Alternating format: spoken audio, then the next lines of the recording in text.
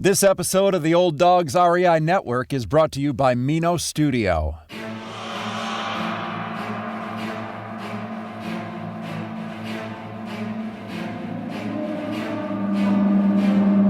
In a world where jobs are how most people make money, one man, one desire, one challenge dares to break the mold.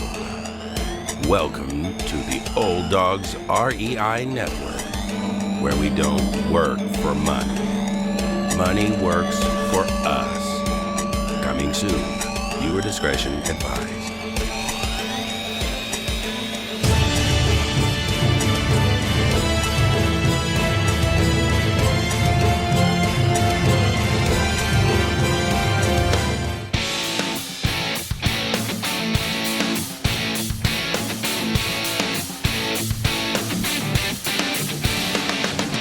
Welcome to the Old Dogs REI Network, where cash flow is king. Real estate investing, the means, so you can enjoy your retirement dreams. This is the show where we cut right to the chase. No sales pitch, no long monologues, just simple how-to real estate investing advice, so you can earn the passive income you need to enjoy your retirement today. And now, your host and chief old dog, Bill Manacero. Welcome to the Old Dogs REI Network. I'm your host, Bill Manacero, and this is a show where 50-plussers and anyone else who wants to join us get solid, no sales pitch real estate investing advice to help generate real cash flow. This podcast airs twice weekly on Mondays and Fridays, and if you aren't already a subscriber, go to iTunes or Apple Podcasts, type in Old Dogs, spelled D-A-W-G, find our podcast, and subscribe. Well, we have a fun show for you today. We've got a guy who is just a interesting character. He's got a lot of neat things he's done in real estate investing, but he's also got this amazing portal. And many of you listening may even be familiar with it, called retipster.com. And a lot of great information there, a lot of teaching, a lot of things that all the folks listening, I'm sure, would really like to check out. But I'm talking about Seth Williams, and he is a professional real estate investor and the founder of retipster.com. And it's a real estate investing community that teaches self-motivated people how to make great money from real estate while minimizing risk and creating more time for the things that matter.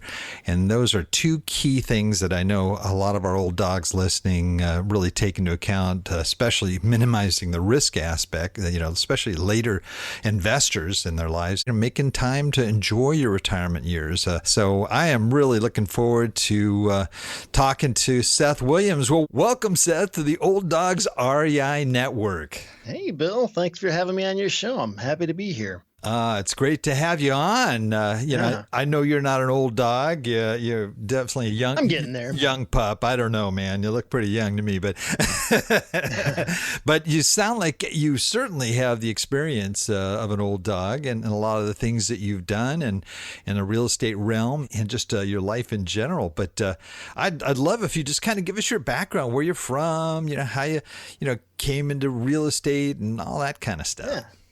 Yeah.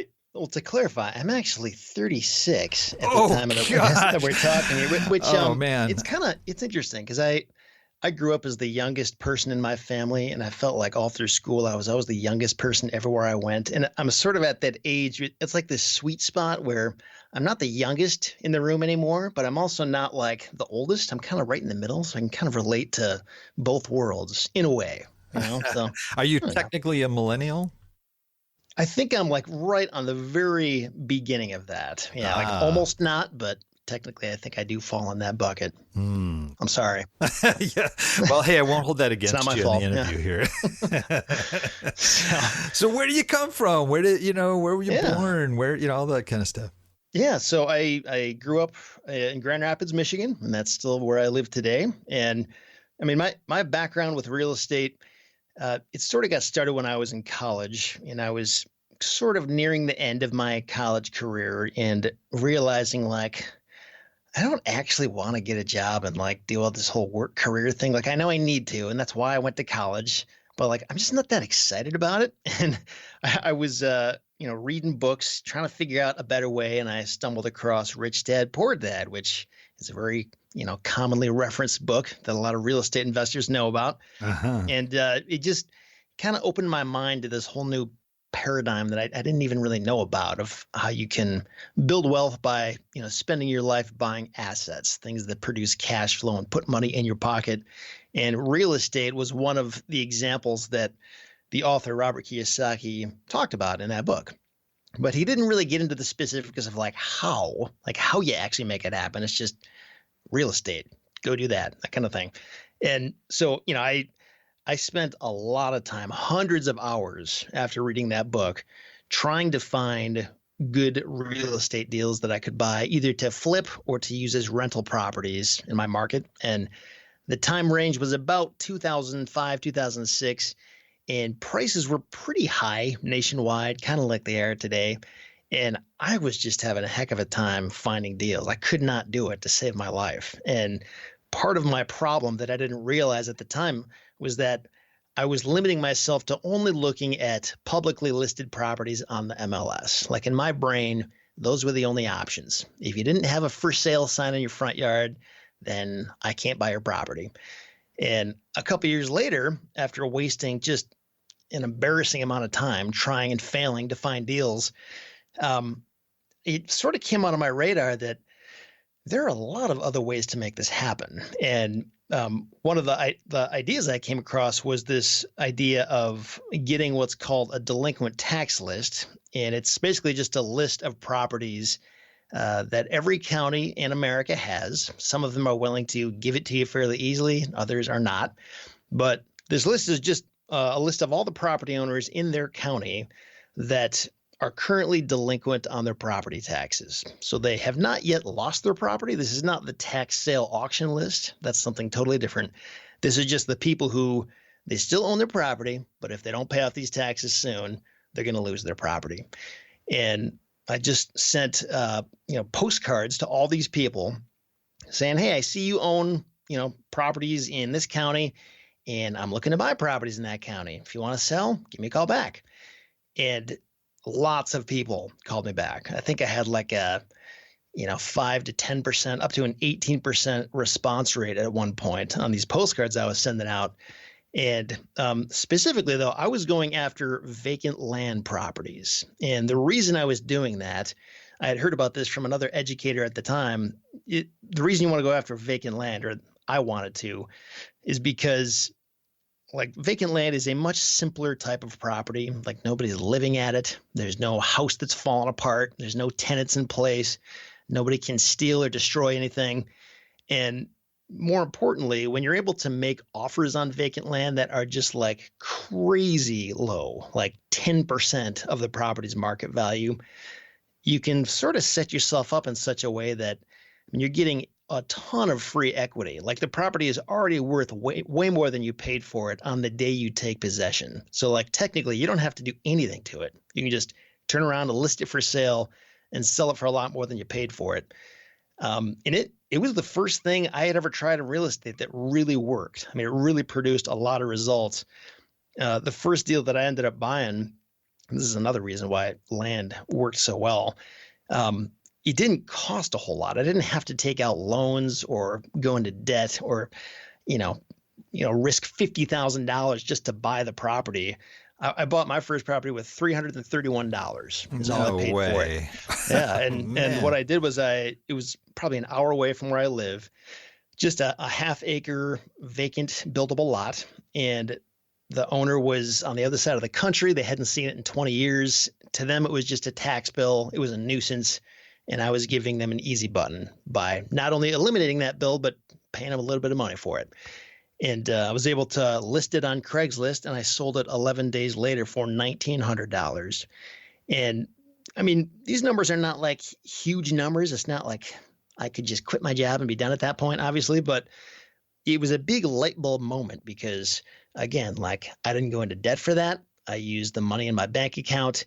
It was a pretty quick turnaround time. And it's like, hey, what if I could just do this a lot more or find bigger versions of this? And that's what I did. So I did a lot more of these deals. And as the years went on, I started going after bigger ones, like the kind where you invest a few thousand into them and get like, 20 to 30,000 out of them when you sell them. And I also realized later on that like I didn't just have to do this in my backyard. I could do this like all over the country, because with vacant land, a lot of the information that you need in terms of due diligence before you close, a lot of that you can either get from free sources online, or, at the height of it, you might pay somebody in the local area to drive by your property and get some pictures. But it's not like a house where you have to get inside it and like inspect the condition of everything. It's just dirt. So it's not that complicated.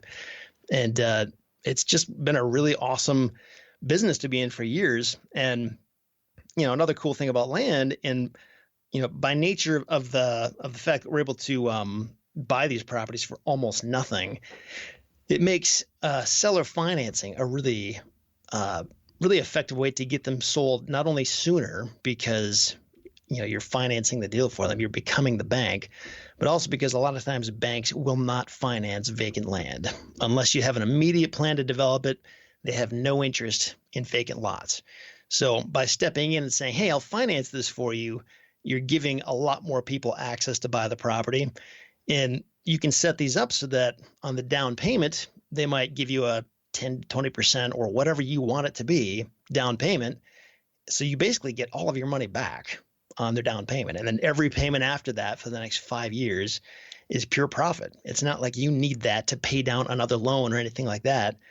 And it's, in a way, it's like passive income, but I think the difference is it does take a little bit of management to set up the right systems to collect payments. And then inevitably some people will pay late or stop paying. So it's not like a totally trouble-free road, and there are some complexities involved if you choose to go that way. But that's just another side benefit of land that makes a lot of sense with this kind of business model. So, yeah. That's fascinating. Yeah. And I really like the fact that it is vacant land. One of the things that I know some investors do, and they do, a lot of them do it very well too, is going after like pre-foreclosures, for example. Mm-hmm. And, nothing's worse than, you're struggling or have got financial issues. Somebody calls you on the phone and say, I understand you've missed your payments, and, and then just, opening up this wound that's already there, that's pretty brutal. But, when you've got something like that where, maybe there are financial situations involved, but there's also, it's less emotional because it's not like losing your home, it's not the roof over anybody's head. Yeah, sure. Exactly. But it seems like due diligence would be really key too. That you could buy a place that's in a flood zone, or a place that, who knows, was a nuclear dump site or something. Did you kind of learn that as you went along? How did you kind of know what to look for so that this wasn't really just a real dog of a patch of land? Yeah, that's a great point. I think due diligence is, if anybody ever gets in trouble or makes a mistake buying land following this model, it's usually in this department when it comes to due diligence. And I'll be the first to tell you, it's very easy to get lazy on this and just be like, yep, I'm sure it's fine. Let's just buy it. Because they're so cheap, like it's almost hard to justify spending hours and hours, doing all this cross-referencing on something you might be paying $500 to $1,000 for. And to that point, I think the more expensive it is on the front end when you're buying it, the more important your due diligence is. Like if you're paying $50,000 to buy a property that you'll eventually sell for $400,000 or $500,000, and like there's a lot of stuff you want to check and be sure about. But yeah, in terms of what to look for, I've actually got a blog post that details like 15 of pretty much the biggest, hot button items. But things like, is it in a flood zone? What is it zoned? Like what can actually be done with this property? Because appraisers have something called the highest and best use when they're talking about vacant land. Like you could buy a vacant lot and then you could build a house on it, or maybe you could build a commercial building, or maybe you could build a car wash. There's all kinds of different things that theoretically you could do with certain properties, but only one of those things will make the property worth the most. So it's kind of like understanding what is this property most or best suited for? And then what will the local zoning department even allow me to do with it? And there are situations where like you can't do anything with it. The property is too small. Like the setback requirements are such that there's literally no space to build anything on the property. And in those cases, that doesn't necessarily mean the property is doomed. I mean, you might be able to, depending on the jurisdiction, park an RV there for a while, or, pitch a tent there and camp. I mean, there's all kinds of creative ways you can repurpose land for different things, but it's definitely important to understand what can be done with it. And then in certain parts of the country, this is like a non-issue, but in other parts, it's a huge issue. Verifying whether or not there are any wetlands on the property. And wetlands are basically like sort of like swampy areas, and most states protect those. Like you literally can't build there. Or if you do, there's like all kinds of stipulations that go along with it. So if that's an issue, you just want to make sure you know about that before you buy it. And other things would be like road access. Like, can you even get to the property? Believe it or not, there's lots of properties out there that they're landlocked. Like the thing might as well be on the moon because you can't get to it legally unless you trespass over somebody else's property. And surprisingly, I've actually done some pretty good deals on landlocked properties, like 10-acre lots that you can't get to. Like, how do you market that? Yeah, and that's the thing. For helicopter pilots only.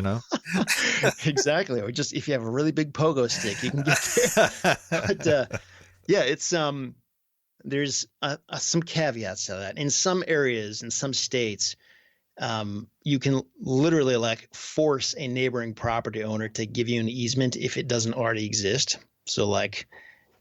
And there's all kinds of hoops you have to jump through to do that. But just because it's landlocked now doesn't mean it always will be. And as soon as you do open up access, it instantly becomes worth a lot more. So if somebody is willing to deal with that, it might be a good opportunity for them. And there was a deal I did just this past December. It was actually the biggest ROI I've ever had on a land deal, and it was landlocked. I bought the thing for $500 and I sold it for $25,000. No way. It was That's it was crazy. I will not say this is a common thing. It was a really weird, like the stars and planets aligned with this thing.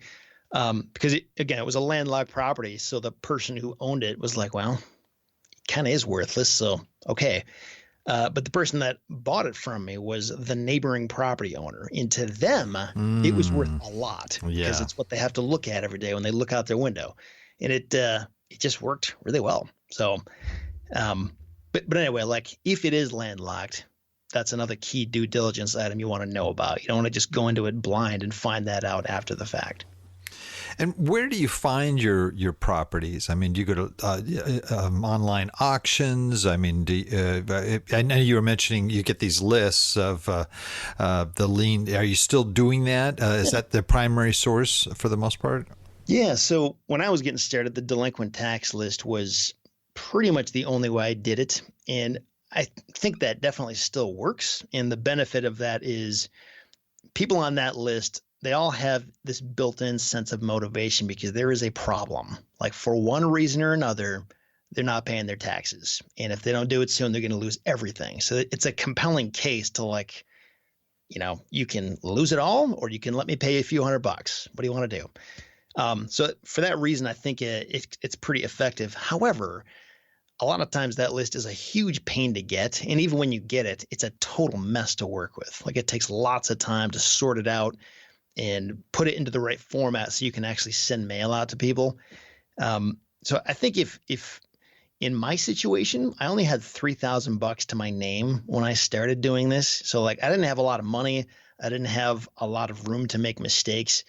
And if that's your situation, I think the delinquent tax list can make a lot of sense because even though it's pretty time intensive, it gets pretty decent results pretty quick. And it doesn't cost a fortune. If you do have a bigger budget to work with, though, there are data services like the one I've been using lately is called Data Tree. And there's another one I've used a lot in the past called Agent Pro 24/7. and I've got video tutorials on my site that explain how to do everything. But you can basically select a state and county, or even multiple counties at a time, and specify the property type, the property size, where the owners live. You can really get specific about it and download a list that way. And the format is much cleaner. It's like ready to rock. And I think the level of motivation by default will be not quite as intense as the delinquent tax list, but like it's much more scalable because you can really do a lot more volume without pulling your hair out because it's so tedious to work with these lists. So if you have a little bit more money to work with, I think you can reach a much wider audience that way. And a lot of times, motivated sellers don't even necessarily have back due taxes. Like they just, for another reason, they don't want to own the thing. So, yeah. Right, that's true. Well, you mentioned the marketing part. Initially, your first property, you went on Craigslist and listed it and sold it. I mean, wow, that sounded like that's easy.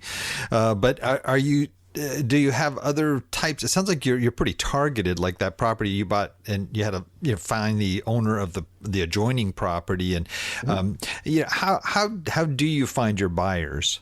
Mm-hmm. Yeah, I would say so.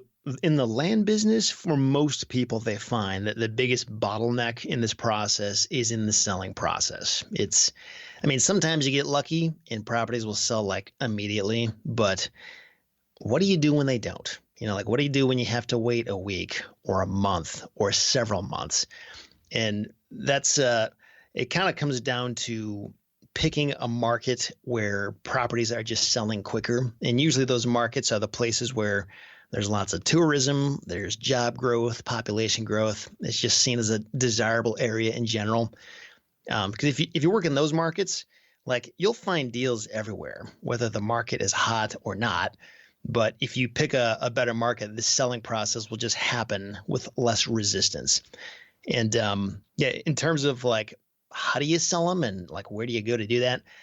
So there's a bunch of different avenues you can go down, but I've always been kind of a cheapskate in this realm. So I try to hit all of the free websites that get lots of exposure, which, for example, would be like Facebook and Facebook Marketplace and buy and sell groups, and also Craigslist, obviously. Craigslist, I feel like it still works, but it's kind of gotten worse as the years have gone on. Maybe it's because Facebook is kind of risen up in its place. But anyway, Craigslist is still a pretty solid path to go. And then also Zillow for sale by owner listings is another way to get in front of a lot of new eyeballs that way. And even beyond that, beyond where to advertise it, it's also about understanding like how to price it appropriately, how to make a listing that like really makes a property look irresistible, like an offer somebody can't refuse.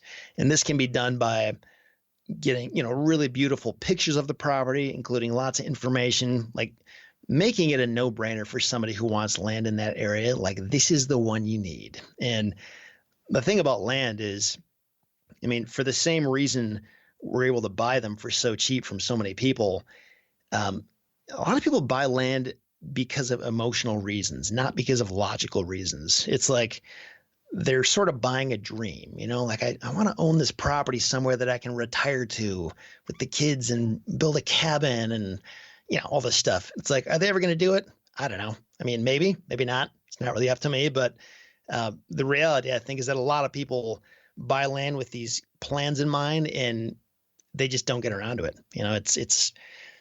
So anyway, in the selling process, it's really important to like realize that people are buying a dream and you want to make that dream, look as good as it can. And you do that by getting good information and good pictures and, don't take pictures on a cloudy day when there's, a bunch of garbage in the background. Like make the property look as good as it possibly can, even if that means paying for a professional photographer in some cases. Right. Yeah, I've seen some land one, that I've gone to, I don't know if you've bid for assets, if you're familiar with that. Yeah. Mm-hmm. And, sometimes you just get a picture of a bunch of trees and you go, okay, well, it's like, 40 acres and you just got like a handful of trees in front of you. I'm going, okay, well, that says a lot, I mean, unless it's like an aerial view, taken with a drone or something, with the lines, drawn out or something, it's a little tough to make an assessment, I would think, for a larger piece of property. Yeah. Yeah. And that's actually one of the biggest inherent challenges in land is how do you know what a piece of land is really worth? Because even if you talk to a professional appraiser who does this as their job, even they don't really know what they're doing. Because when you think about how appraisers look at properties and say how much they're worth, they do it by the cost approach. What would it cost to rebuild this property if it burned down? And sales comparables. So what are other properties just like this selling for? And the income approach. How much is this money making on a monthly basis, like as a rental property? And with land, the cost approach doesn't apply because there's nothing on there in the first place. Income approach doesn't apply because people, unless it's like farmland, people are not making rent income from their vacant lot. And sales comparison approach, even that is hard to nail down because a lot of times the comps that you would need of similar sold properties in the past couple of years, like they're just not there. They don't exist. And because of that, really your next fallback is to look at what are similar properties listed for in that market. And I mean, it's not the gospel truth because that's people can list it for whatever they want. Doesn't mean it's going to sell for that. But what it does tell you is if you were to suddenly own a property in this market, would you be able to make your property look better than all of these other ones that are there? Like, can you price yours better? Can you get a better listing with better pictures? Because if you can, you're probably going to be the first person to sell that particular type of property. That's really your next best option. And ultimately, like with any piece of real estate, it's only worth what somebody's willing to pay for it. And there may be person A who would pay twice as much as person B would pay for the same property. It's just about getting enough exposure and getting in front of whoever person A is. And you only do that by, getting out there in Zillow and Facebook and Craigslist and that kind of thing. Sure. Well, how long have you been doing this now? So I got started it was right at the end of 2008. So it's been about 12 years now, coming up on 12 years. Yeah. Wow. And I'd imagine in the amount of time that you've done this too, you've also sort of had that trial and error aspect of learning anything. And what would you say is some of your biggest mistakes that you learned from that you might have done early on that sort of impacted your success? Yeah. So all my biggest mistakes really boiled down to lack of due diligence, kind of like what we were talking about earlier, just kind of being excited and just wanting to do something. So you just buy it and assume it's going to be fine and then realize, oh, there's actually a big issue here that I'm just now finding out about. A lot of times, even when that happens, it's still okay. Because remember, like you paid almost nothing for this thing. There is a huge profit margin or buffer of protection in there to kind of safeguard you, even if you make a mistake. But the only time I can think of where I ever like lost money or left money on the table, I had paid like $324 for a weird triangular lot. And it was one of those properties where it was too small to do anything with it. And it was just a really odd property and didn't make sense for many people to invest in that. And so what I ended up doing was just I found the neighboring property owner and just said, hey, I'll give this to you if you want it. You want to expand your property? No strings attached. It's free. I'll just quit claim deed it to you. And they were like, okay. So, but yeah, that's other than that, like I've never like legitimately lost money on a deal before.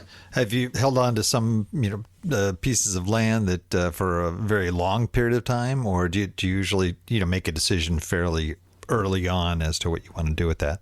Yeah, the longest I've ever held on to a property was 15 months. And that was kind of an anomaly. Prior to that, it was like 12 months and then 9 months. So I'd say 80% of them are usually sold within the first 9 months.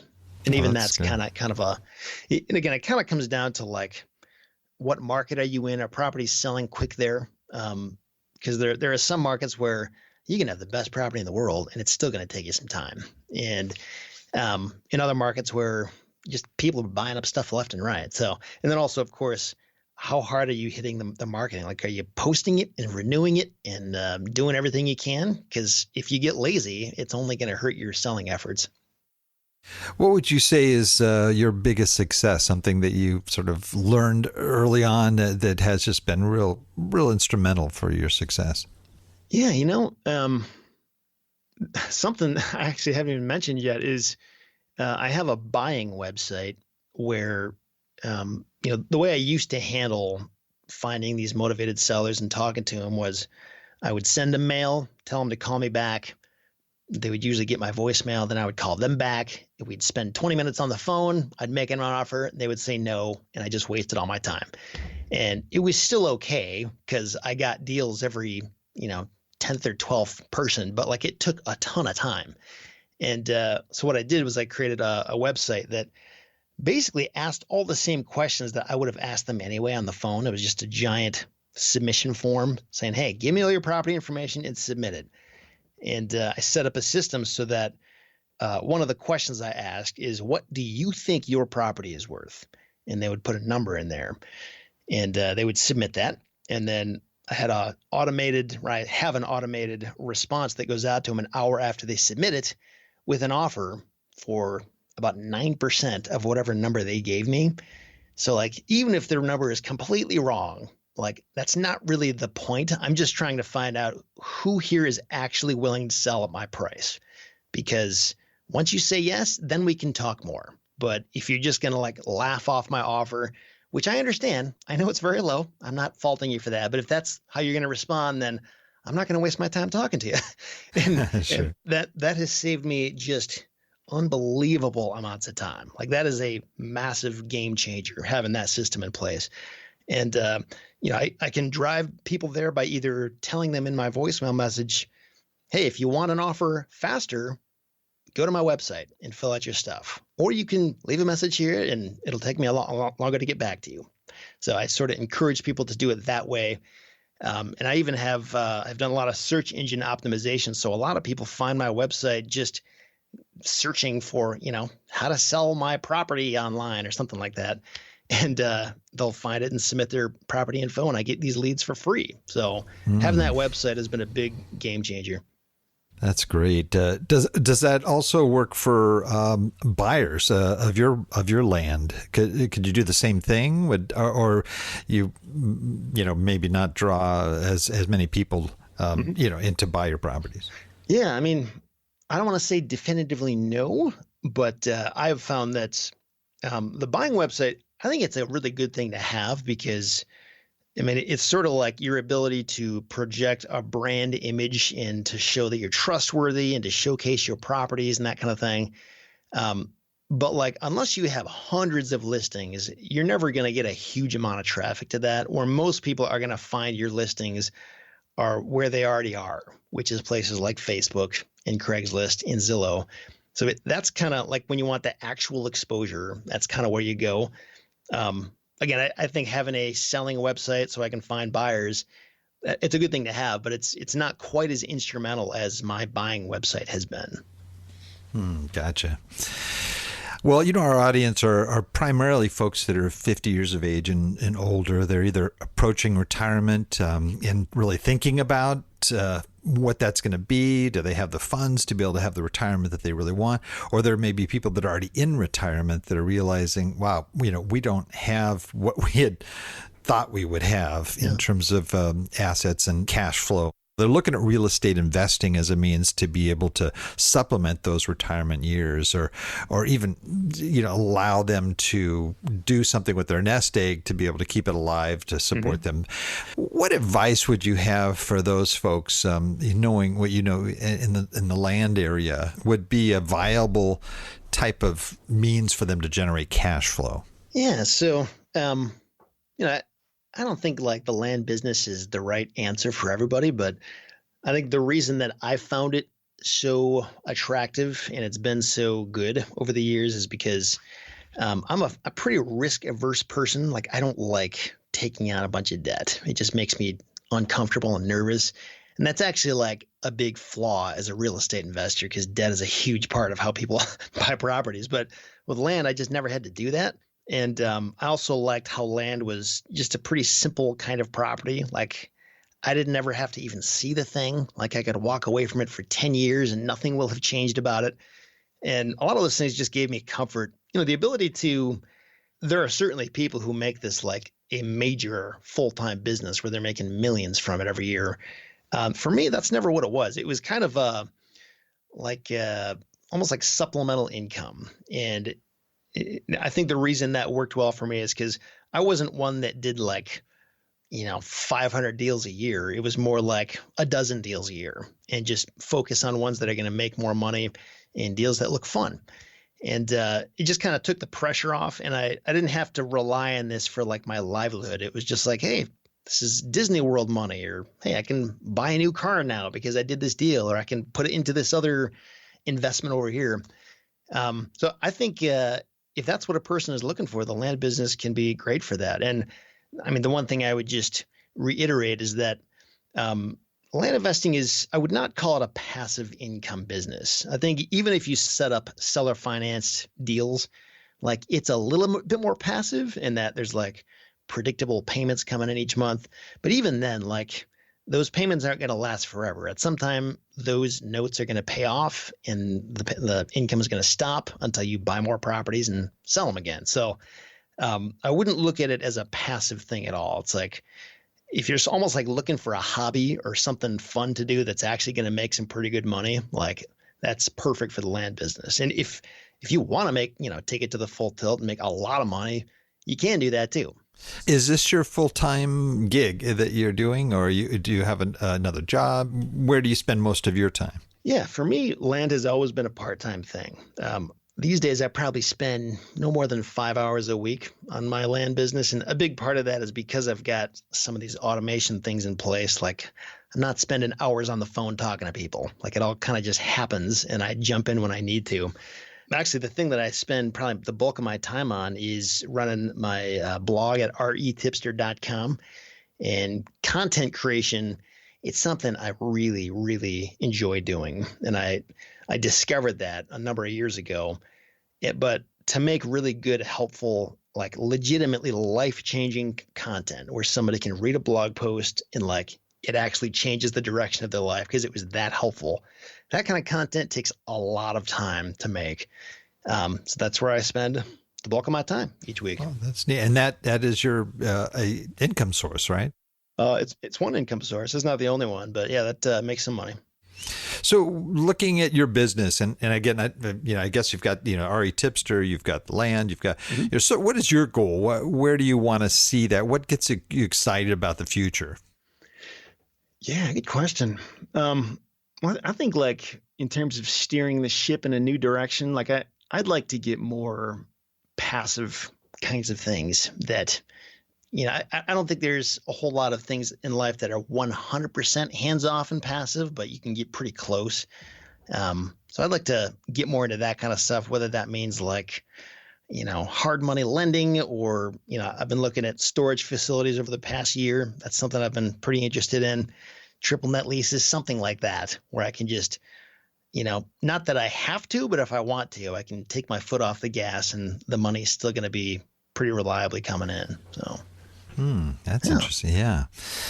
Well, we are zipping by here, and I just think there's some great content. This is really interesting for me. I've looking at land for a long time, and mostly it was interesting from my dad, who just used to buy land all over the place but never do anything with it. Oh yeah. He bought like an Apple Valley. Was like the hot place to buy back in the the 50s or 60s, whatever it was when he bought it, and we'd go out and we just go out to this lot. We just sit on the lot. Wow, Dad, this is great. Now what do we do? And they did the same thing up at a place called Pine Mountain up here in in Southern California mountains, and same thing. And I think his idea was to build something on these places at one time, but it never really happened. And so I always kind of saw land like that. And I guess he held on to it for a while and he sold it for more. So I guess it was a an asset. Deal. Yeah. But, the more I hear about some of the great stuff that you can do with land, and once you kind of master that, it sounds like a great way to generate income. Because our time frame here, where we have what we call our wrap it up session. And this is where I ask you a series of quick questions, kind of like a lightning round, where you can share assets that have been of value to you, that our listeners could find out more about what you do and the things that, the resources that have impacted you. So if you are ready, we can go ahead and wrap it up. Yeah, let's do it. Favorite real estate book? I think one that always kind of sticks out in my mind is one, I read it a long time ago. It's called The ABCs of Real Estate Investing by Ken McElroy. Oh, yeah. And have you read that one? Yes, great book. He's been a guest on the show. Awesome. Yeah. That's awesome. Great Yeah. show. Yeah, I felt like his writing was so relatable and easy to understand. And he made it seem very palatable and achievable, which I liked a lot about that book. That's great. How about your favorite business book? Just general business. From the past year or so, actually, one that I'm going through right now is called Thou Shalt Prosper by Rabbi Daniel Lapin. And have you ever read that one? No, but I've heard of him, yes. Yeah, it's been very eye-opening, or stuff that I almost sort of intuitively knew, but he just clarified it so well. Really just explaining how the act of doing business is actually a great thing for everybody involved. I mean, it creates a lot of win-win situations. It employs people and I think a lot of the world sort of almost villainizes business people in a way, like those greedy capitalists are just out to take everybody's money, but it's not really. If you got rid of all business people, we'd all be in much worse shape. And I mean, that's just one of many things it talks about, but I've been really impressed with that book. You got me wanting to read it. Yeah, that sounds like a great book. Yeah, great. Totally. What would you say is your most valuable website for success? I'd have to say other than your own, because obviously that one's a big part. Yeah. But where do you go to get good information, content? Yeah, two websites that I spend a lot of time on. One of them is YouTube. There is tons of stuff on YouTube. I mean, it's a massive. I mean, anything you're interested in, it's all there. They've also got a really good system for displaying related content. Somehow they just know what you probably are going to be interested in, and they show that right alongside whatever video you're watching. And so anyway, YouTube has been really interesting. And another one, it's kind of similar to YouTube in that there's all kinds of stuff. Some of it's awesome, some of it's garbage, but it's Reddit. Yes. Reddit, there's a lot of, I mean, if you can find what you're interested in, there's a lot of really cool content there. And the way that their system works is, they have this upvoting system. So somebody will post something and people will leave comments beneath it, and other users can vote on those comments. So the most valuable comment ends up showing right at the top. So you don't have to sort through a bunch of noise or dumb stuff that people are saying. You can just see the most valuable input right there at the top. And I just think that's a brilliant system. That's great. That's great. What would you say your favorite app is? An app that I cannot go a day without is Slack. It's how I communicate with my team, and it's sort of it's kind of like texting in a way, but I don't know. It's like its own platform that works both on your desktop and your phone, and you can share files and videos and pictures, and you can even do FaceTime calls. And it's just, if you're running any kind of business and managing other people, or even if you just have other people you want to stay in contact with really easily instead of email, Slack is very helpful. Great. How about a favorite quote? I have a lot of these. I actually collect these. And just the first one that comes to mind is from Nelson Mandela, where he said, "I never lose. I either win or I learn." I like that. I thought that was pretty. I really like that. Yeah. That's real estate right there. Yeah, pretty much. Excellent. And final question here. If, let's say you lost everything, all your assets, your money, everything, and all you have is $1,000 in your hand, what would you do with that $1,000 to rebuild your real estate business? I would do exactly what I did, because that's about how much money I had to start with. I had $3,000, so I might save up for a few months until I had $3,000 again, and then jump back into land. But yeah, I would probably do that.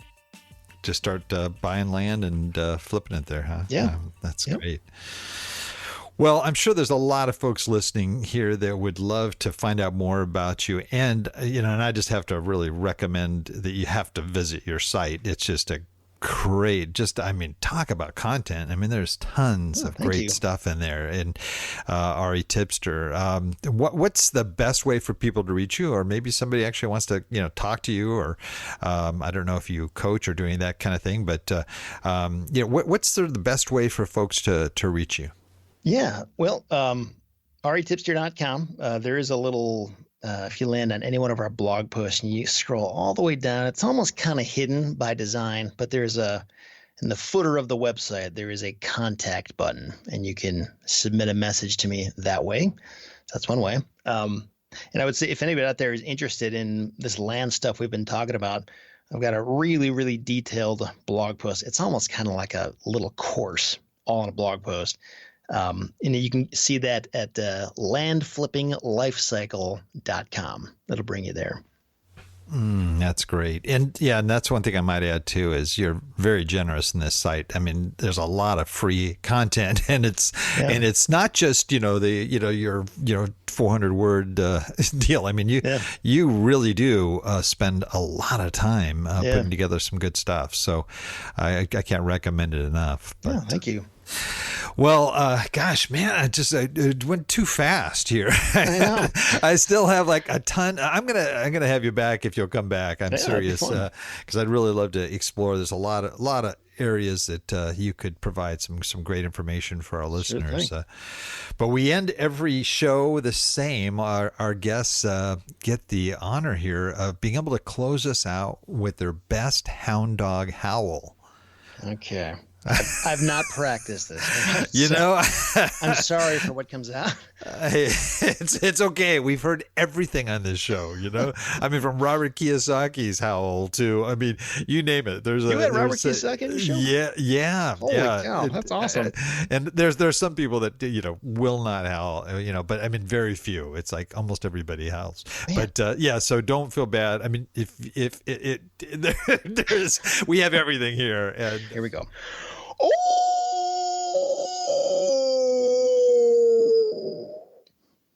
How's that? That was kind of like 4D, That was, there was almost like multiple sounds coming from one voice. It was really kind of eerie, but good. It was a little weird. Glad that's over. Oh man, Seth, thank you so much for being on. Really, really enjoyed having you on. You bet. Thanks for having me, and hopefully we can talk again soon. Well, thank you. And I'm going to take you up on that. All right. I also want to thank all our old dog listeners out there for joining us. I know there's a lot of other things you could be doing right now, but the fact that you've taken the time to join us means a lot, and we really appreciate it. Please note, everything we talked about today with Seth is going to be in our show notes, our very detailed show notes, not as detailed as some of the articles on aritipster.com, but very detailed. And that's at Old Dog website at olddogsreinetwork.com/blog, and you're going to look for the episode with Seth Williams. Well, that's the show for today. Remember, cash flow is king and real estate investing the means. Until next time, keep moving forward, and may God bless. Thank you very much for visiting the Old Dogs REI Network. We would greatly appreciate if you would stop by iTunes and let us know what you think of the show. We would love if you could subscribe to the podcast, give us a 5-star rating, and write a review. The more ratings and reviews we receive, the more visible the podcast will be to others. Thank you.